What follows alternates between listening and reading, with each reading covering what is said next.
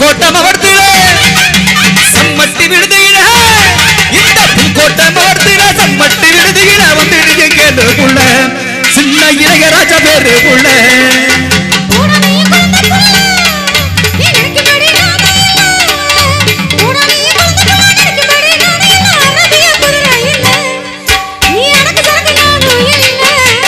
விருப்பு முறப்பு நல்லா துடிப்பு உழைப்பு அடி என்கிட்டதான் ரொம்ப இருக்கு